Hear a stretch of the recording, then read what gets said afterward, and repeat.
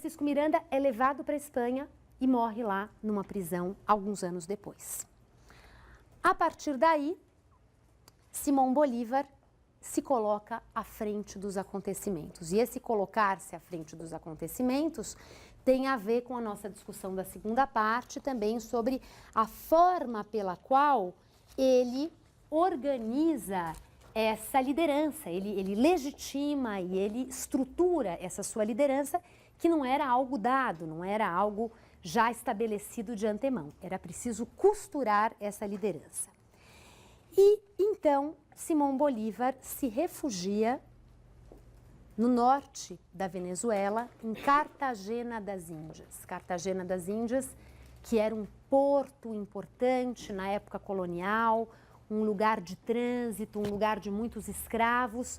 Ele se refugia em Cartagena das Índias e em Cartagena ele escreve um manifesto, conhecido como Manifesto de Cartagena, que é um documento desses documentos pilares de uma história do ideário político de Simão Bolívar, a forma pela qual ele vai sedimentando, organizando o seu discurso, a sua capacidade de arrebatar no âmbito simbólico, no âmbito das emoções, a população do vice-reino de Nova Granada e, ao mesmo tempo, como ele vai procurando apontar certas concepções políticas a respeito da nova ordem. Então, são documentos ricos que eu deixei, além de vocês terem isso na Biblioteca Yakult, eu deixei como texto complementar na minha pasta, porque existe ali, ao mesmo tempo, essa capacidade de arrebatar e persuadir as pessoas sobre o valor da causa em jogo e, por outro lado, o esforço de pontuar que causa era essa, né? O que queremos, que novo mundo nós almejamos aqui. E é dessa maneira que esse manifesto é lançado, ao mesmo tempo em que o Simão Bolívar se organiza para reconquistar Caracas.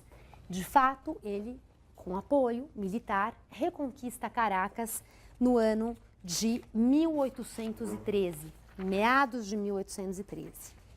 E, no entanto, também aqui, a República é frágil demais, as forças revolucionárias são frágeis demais e, ao mesmo tempo, existe um agravante: o rei Fernando VII foi restaurado no trono espanhol em vista da derrota de Napoleão Bonaparte. Então, Napoleão foi perdendo a guerra, a Espanha foi libertada e o rei Fernando VII recuperou o seu trono no início do ano de 1814.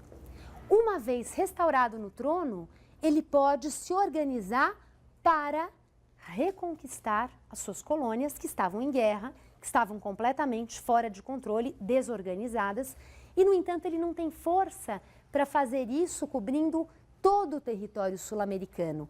O México, a essa altura, havia se aquietado, como nós conversamos, e a América do Sul estava explodindo em vários pontos. Era preciso escolher e ele escolhe a Venezuela. Ele escolhe o vice-reino de Nova Granada por considerar o vice-reino de Nova Granada estratégico e também por uma questão da distância da Espanha em relação à Venezuela. E é para lá que ele envia um poderoso exército comandado pelo militar Pablo Morillo. E esse exército, que conta com 10.000 soldados, que chega às costas do vice-reino de Nova Granada em mais de 20 navios que transportam os homens e transportam os armamentos, é um exército que tem uma reputação assombrosa. Então, os boatos correm sobre a figura do general Morillo, das atrocidades que ele fazia com seus inimigos e de como, enfim, aquela causa era uma causa temerária. É nesse ambiente que, mais uma vez, a República de Simão Bolívar malogra e ele é obrigado a se retirar. E ele se retira para o Caribe. Cartagena está perto do Caribe, embora seja no Oceano Atlântico, ele está muito próximo ao Mar do Caribe, então ele também caminha naquela direção, navega pelo Caribe e entra na Jamaica. E na Jamaica, ele produz o seu documento igualmente central, igualmente estratégico na história da construção desse movimento, que é a chamada Carta da Jamaica. Eu, infelizmente, não vou poder ler aqui com vocês agora, por uma questão de tempo, mas eu vou ler a primeira frase, que é impressionante. Ele diz o seguinte: o véu já foi rasgado, já vimos a luz e querem nos devolver as trevas. Romperam-se os grilhões, já fomos livres, e os nossos inimigos pretendem novamente escravizar-nos. Por isso, a América combate desesperadamente, e raras vezes o desespero não acarreta a vitória. E a partir dessa ideia de um véu rasgado que arrisca fechar-se novamente, ele conclama a população a aderir à revolução e, ao mesmo tempo, ele vai discutindo o que é o modelo político da Inglaterra, quais as suas virtudes, quais os seus inconvenientes, analisa o modelo político dos Estados Unidos, e ele tem sempre uma premissa fundamental, que é a seguinte: as populações hispano-americanas foram acostumadas a ser subservientes, foram acostumadas a servir, a abaixar a cabeça, a obedecer. E essas populações não estão prontas para tomar decisões. Os homens subservientes são homens fracos, são homens despreparados, e é preciso antes formá-los para essa missão da cidadania. A cidadania não pode ser um dom dado a qualquer um. É preciso que houvesse critérios. E com essa premissa, o Bolívar justifica sempre formas de excluir a participação popular de um governo que ele, em última instância, apresentava como sendo um governo republicano. Mas um governo republicano com muitos freios, com muitos limites para essa participação popular. As soluções que ele dá variam ao longo da sua trajetória. Há um momento, por exemplo, em que ele defende que houvesse, além do parlamento, um congresso de censores que seria formado pelos mais idosos e mais sábios, e as decisões mais delicadas seriam tomadas por esse conselho de censores.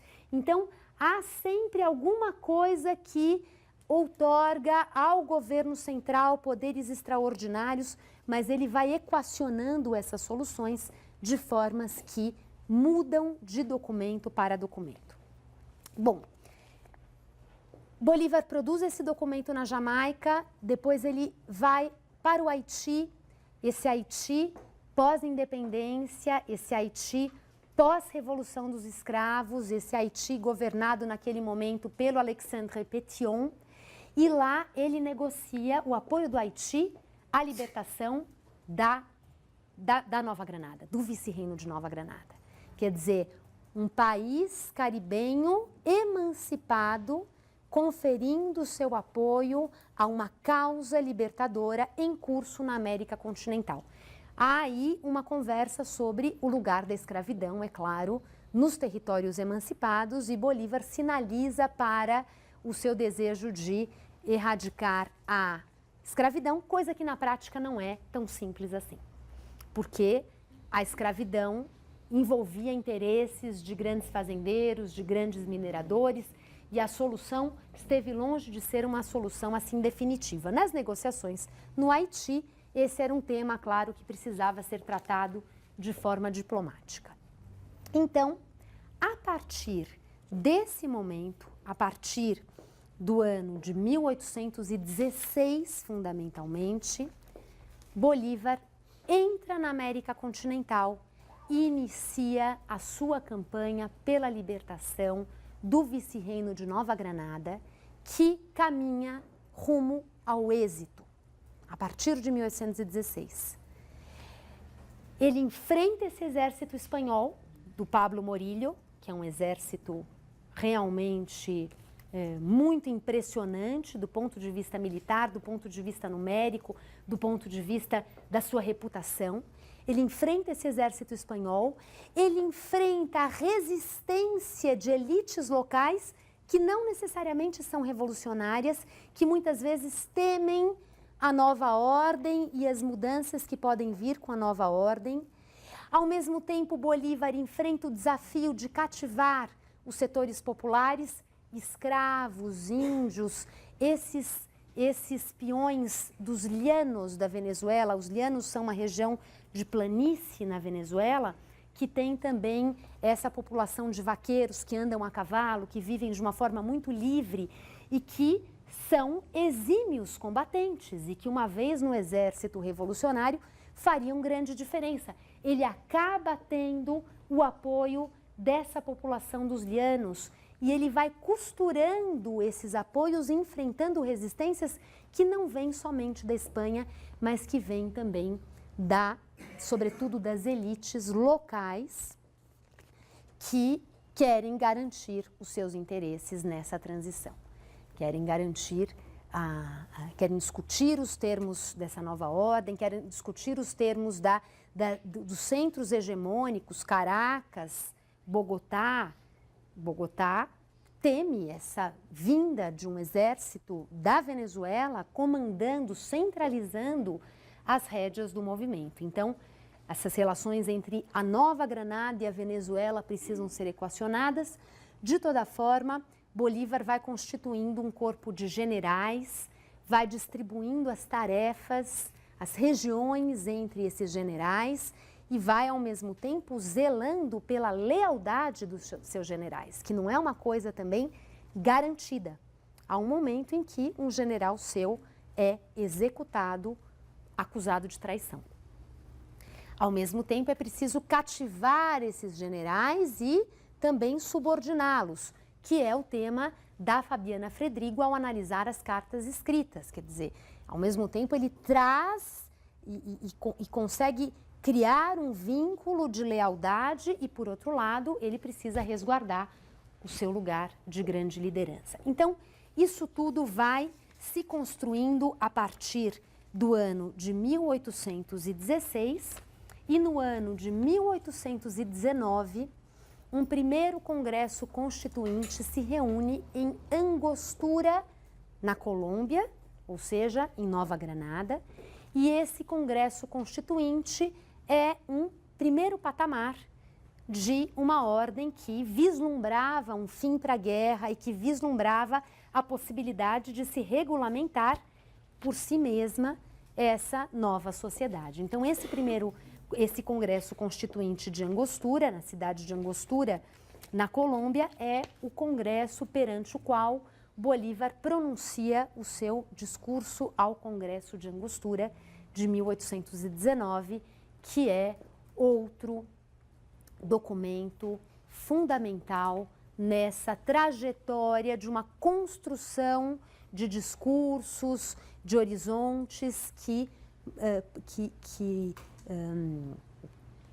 vai pavilhando o percurso de Simão Bolívar. Então, o discurso ao Congresso de Angostura, mais uma vez aqui, uma retórica extraordinária, uma retórica com essa capacidade de forjar grandes símbolos, forjar símbolos capazes de arrebatar a sociedade na direção almejada, que era a direção da emancipação, né? Um pouco que nós comentamos na semana passada a partir daquele poema que ele faz usando a imagem do Chimboraço e da visão que ele tem da América lá do alto do Chimboraço.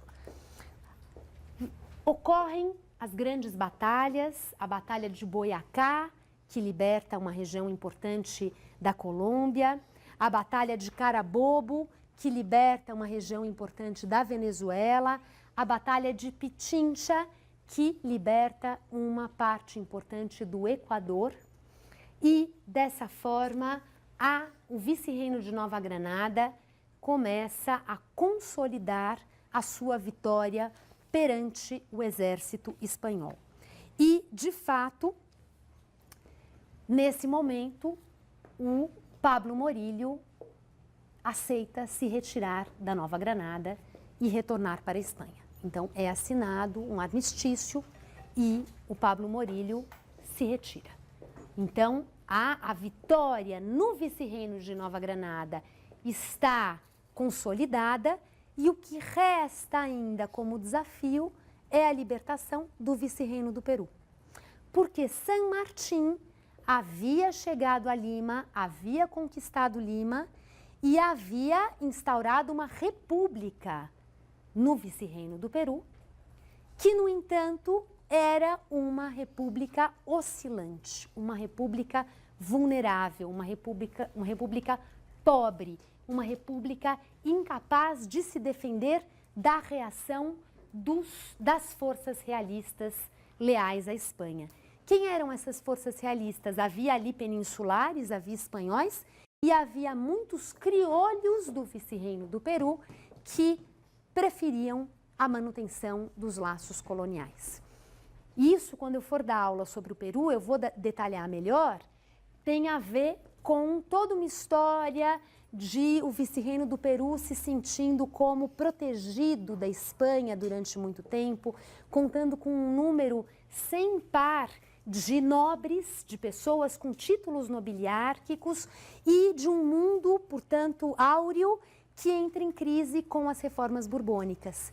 E a nostalgia em relação ao mundo colonial, à Espanha, vem de uma ideia de que aqueles tempos áureos deveriam ser restaurados, né? Que a glória do Peru estava no passado e não no futuro. E, ao mesmo tempo, no Peru, a questão da insurreição de Tupac Amaru, da revolta de Tupac Amaru e do medo sobre o que fazer com as populações indígenas e como domar e controlar as populações indígenas em uma ordem independente. Então, tudo isso pesa em favor de uma presença forte de forças realistas leais à Espanha nesse vice-reino do Peru, que já é um Peru independente nesse momento, a partir de 1821, mais um Peru independente que não consegue consolidar a nova ordem. E San Martín se vê completamente impotente diante daquela situação. Ele tem um braço direito importante que vocês vão ver no livro do José Luis Romero, chamado Bernardo de Monteagudo, que veio da Argentina com ele, que era alguém que tinha ideias radicais russonianas no início da sua trajetória e que no Peru passa a defender a instauração de um regime monárquico, quer dizer, é preciso força e autoridade para plasmar a nova ordem, porque a república patinava. E é então que San Martín deixa o Peru para ir ao encontro de Simón Bolívar em Guayaquil, no Equador, no ano de 1822. E esse encontro entre Simón Bolívar e San Martín é um encontro mágico do ponto de vista do seu marco na narrativa histórica, de um momento de inflexão, de um momento de uma possível convergência entre as forças independentistas do sul da América do Sul e as forças independentistas do norte da América do Sul, que lá se encontram. Não se sabe exatamente os termos da conversa, mas o fato é que San Martín abandona o Peru a partir daquele momento e parte com a sua filha pequena. Sua mulher havia falecido, sua filha de 8 anos parte em direção ao exílio na França e entrega a luta no Peru a Simón Bolívar. Simón Bolívar, então, se dedica à emancipação do Peru, tendo como grande aliado militar, nesse momento, o general Sucre. Não é à toa depois o nome da cidade, Sucre, na Bolívia. Sucre tem um papel importante na libertação do Peru e na libertação da Bolívia. E assim é que Simón Bolívar vai se empenhando em lutar contra os bastiões realistas no Peru e, ao mesmo tempo, em regulamentar a nova ordem, né? Muitos decretos que o San Martín tinha baixado, Bolívar baixa novamente porque eles não tinham tido qualquer efeito, eles eram letra morta. Então, era preciso novamente organizar aquela nova ordem. E é assim que duas batalhas importantes têm lugar.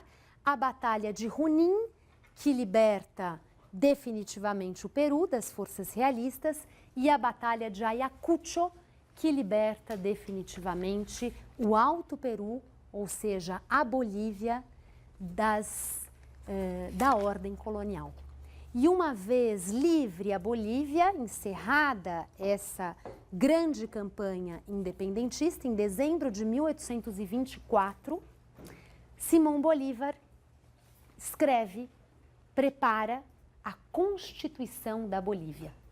E a Constituição da Bolívia é um documento igualmente seminal na trajetória desses documentos que vão plasmando a nova ordem e, ao mesmo tempo, ele é um documento de um conservadorismo muito grande nesse sentido da centralização do poder, de uma descrença em relação à participação popular, de uma convicção de que a ordem tinha que ser plasmada de cima para baixo, com força, com autoridade, com instituições bastante impermeáveis a essas paixões populares. Só essa ordem que viesse com força e com uma direção dada por quem tem condições de dá-la é que poderia tirar a Bolívia e as outras sociedades recém-emancipadas da América do Sul de uma situação de anarquia, de uma situação de fragmentação, de uma situação de uma impossibilidade de se afirmar um projeto sobre todos os demais. Nesse meio tempo, encerrando agora, nesse meio tempo, Simão Bolívar, deixou na Colômbia, organizando o seu projeto de uma Gran Colômbia, o general Santander. O general Santander foi incumbido de organizar esse projeto político da Gran Colômbia, e quando San Martín deixa a Bolívia e retorna à Gran Colômbia, ele se depara com uma situação bastante aflitiva para ele, uma situação bastante complicada, que era, por um lado, da aversão à sua pessoa, ou seja, da péssima acolhida que ele encontra quando ele volta para casa. Ele, inclusive, sofre um atentado e é salvo pela sua amante, sua companheira, nesse momento, uma equatoriana chamada Manuela Sáenz, que tem um papel político e militar muito importante nesses anos finais de luta do Simão Bolívar. Então, ele é salvo pela Manuela Sáenz, que intervém, mas, quer dizer, ele sofre um atentado, não existe espaço político para ele, ele não é bem recebido. O Santander controlou a situação em seu favor, o Santander se torna o peso pesado nesse ambiente político de Bogotá. A Gran Colômbia seria centrada em Bogotá e não em Caracas. E, por outro lado, a perspectiva da impossibilidade da Gran Colômbia se manter unida, porque já aí a Venezuela disputa, reage e vai se afastando desse poder central de Bogotá, e depois também o Equador vai se confrontando e essas tensões vão levando e vão sedimentar a separação do Equador da Gran Colômbia. Ou seja, no final das contas, a Gran Colômbia se dissolve em 3 estados nacionais. O Simão Bolívar acompanha uma parte desse processo e, em meio à falta de espaço político para que ele que tinha o título de presidente da República, mas que não tinha o poder de fato nesse cenário, ele como presidente, ao mesmo tempo ele como um idealizador da união da Gran Colômbia, se desilude, se desencanta e resolve abandonar a cena rumo ao exílio, rumo ao Caribe, rumo ao exílio. Então, o livro O General em seu Labirinto, do Gabriel Garcia Marques, que eu sugeri que vocês lessem, conta a história desse balanço final que o Bolívar faz quando ele olha para trás e vê a ordem que ele deixou ruindo na sua visão, na sua percepção naquele momento.